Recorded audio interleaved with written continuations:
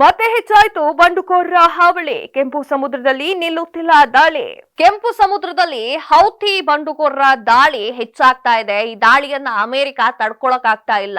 ಇನ್ನೇನು ಹಡಗನ್ನ ಹೈಜಾಕ್ ಮಾಡಬೇಕು ಅನ್ನುವಂತಹ ಸಿಚುವೇಶನ್ ನಲ್ಲಿ ನೌಕಾಪಡೆ ಬರುತ್ತೆ. ಯಾವುದು ಅಮೆರಿಕದ ನೌಕಾಪಡೆ ಬರುತ್ತೆ. 2 ಹೌತಿ ಬಂಡುಕೋರರು ಇರುವಂತಹ ಬೋಟ್ಗೆ ಬಾಂಬ್ ಅನ್ನ ಹಾಕಿ ಸಿಡಿ ಮಾಡ್ಬಿಡುತ್ತೆ. ಅಂದ್ರೆ ಅಮೆರಿಕಾದ ನೌಕಾ ಸೇನೆ ಅಷ್ಟು ಫಾಸ್ಟ್ ಕೆಲಸವನ್ನ ಮಾಡುತ್ತೆ. ಹೌತಿ ಸೇನೆ ಹೌತಿ ಬಂಡುಕೋರರು ಇನ್ನೇನು ಹಡಗನ್ನ ಹೈಜಾಕ್ ಮಾಡಬೇಕು ಅನ್ನುವಂತಹ ಸಿಚುವೇಶನ್ ಬಂದಾಗ ಈ ಕೆಲಸ ನಡೆಯುತ್ತೆ. ಹಾಗಾದ್ರೆ ಏನದು ಸ್ಟೋರಿ ನೋಡಿ, ಇಲ್ಲಿದೆ ಮಾಹಿತಿ. ಹೌದು, ಕೆಂಪು ಸಮುದ್ರದಲ್ಲಿ ಹೌತಿ ಬಂಡುಕೋರರ ಹಾವಳಿ ಮಿತಿ ಮೀರಿದ್ದು. ಇದೀಗ ಮತ್ತೊಂದು ಹಡಗನ್ನ ಹೈಜಾಕ್ ಮಾಡಲು ಪ್ರಯತ್ನ ಮಾಡುತ್ತಿರುವ ವೇಳೆ ಅಮೆರಿಕದ ನೌಕಾಪಡೆಯು ಹೆಲಿಕಾಪ್ಟರ್ಗಳ ಹೌತಿ ಉಗ್ರರ 2 ಬೋಟ್ಗಳನ್ನ ಸ್ಫೋಟಿಸಿ ನಾಶ ಮಾಡಿದೆ.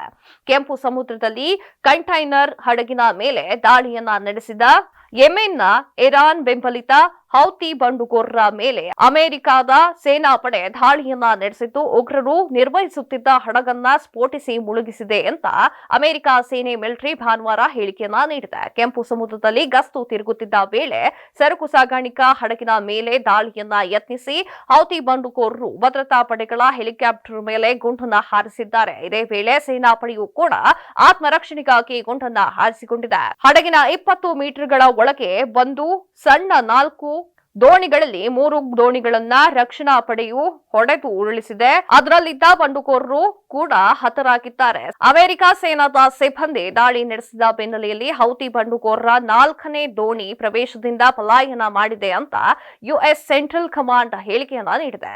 24 ಗಂಟೆಗಳಲ್ಲಿ 2 ದಾಳಿ. ಸಿಂಗಾಪುರದ ಧ್ವಜದ ಡೆನ್ಮಾರ್ಕ್ ಒಡೆತನ ಮತ್ತು ಚಾಲಿತ ಕಂಟೈನರ್ ಹಡಗಿನ ಮಾಸ್ಕ್ ಹ್ಯಾಂಗ್ ಜೌ ಅವರ ಸಹಾಯಕ್ಕಾಗಿ ಕೋರಿದ ನೌಕಾಪಡೆ ಪ್ರತಿಕ್ರಿಯಿಸಿದ ನಂತರ ಸೆಂಟ್ಕಾಮ್ ಹೇಳಿದೆ. ಇದು ಕೆಂಪು ಸಮುದ್ರದಲ್ಲಿ 24 ಗಂಟೆಗಳಲ್ಲಿ 2 ಬಾರಿಗೆ ದಾಳಿಗೆ ಒಳಗಾಗಿದೆ. ಹಡಗನ್ನ ಮೊದಲು 2 ಹಡಗು ವಿರೋಧಿ ಬ್ಯಾಲಿಸ್ಟಿನ್ ಕ್ಷಿಪಣಿಯೊಳಗೆ ಗುರಿಯಾಗಿತ್ತು. ಇದನ್ನ ಯುಎಸ್ ಮಿಲಿಟರಿ ಹೊಡೆದು ಉರುಳಿಸಿದೆ. ಹೌತಿ ನಿಯಂತ್ರಣ ಯೆಮೆನ್ನಿಂದ ಉಡಾವಣೆಯಾಗಿರುವಂತಹ ಕ್ಷಿಪಣಿಯಲ್ಲಿ ಒಂದು ಮಾಸ್ಕ್ ಹ್ಯಾಂಗ್ ಜೌಗೆ ಅಪ್ಪಳಿಸಿತ್ತು. ಹಮಾಸ್ ವಿರುದ್ಧ ಇಸ್ರೇಲ್ ಯುದ್ಧ ಮಾಡುತ್ತಿರುವ ಸಂದರ್ಭದಲ್ಲೇ ಪ್ಯಾಲೆಸ್ತೀನಿಯರಿಗೆ ಬೆಂಬಲವನ್ನ ನೀಡಲು ಸಲುವಾಗಿ ಹೌತಿ ಬಂಡುಕೋರರು ಈ ದಾಳಿಯನ್ನ ಮಾಡಿದ್ದಾರೆ ಅಂತ ಹೇಳಲಾಗ್ತಾ ಇದೆ. ಪ್ರಮುಖ ಕೆಂಪು ಸಮುದ್ರದ ಹಡಗು ಲೈನ್ ನಲ್ಲಿ ಬಂಡುಕೋರರು ಪದೇ ಹಡಗನ್ನ ಗುರಿ ಮಾಡಿಸಿಕೊಂಡು ದಾಳಿಯನ್ನ ನಡೆಸ್ತಾ ಇದ್ದಾರೆ. ಈ ಹೊತ್ತಿನ ಸುದ್ದಿ. ಮತ್ತಷ್ಟು ಸುದ್ದಿಗಳಿಗಾಗಿ ನೋಡ್ತಾ ಇರಿ ಕರ್ನಾಟಕ ಟಿವಿ, ಇದು ಕನ್ನಡಿಗರ ಧ್ವನಿ. ಈ ಭೂಮಿ ಮೇಲೆ ತಾನಷ್ಟೇ ಉದ್ಧಾರ ಆದ್ರೆ ಸಾಕು, ಬೇರೆಯವ್ರನ್ನ ಬೆಳೆಸೋ ಉಸಾಬರಿ ನಮ್ಗ್ಯಾಕೆ ಅನ್ನೋರ್ ಸಂಖ್ಯೆನೇ ಜಾಸ್ತಿ. ಆದ್ರೆ ಕೆಲವರು ಮಾತ್ರ ತಾನು ಬೆಳೆಯೋದ್ರ ಜೊತೆಗೆ ತನ್ನವರನ್ನು ಕೂಡ ಬೆಳೆಸ್ತಾರೆ.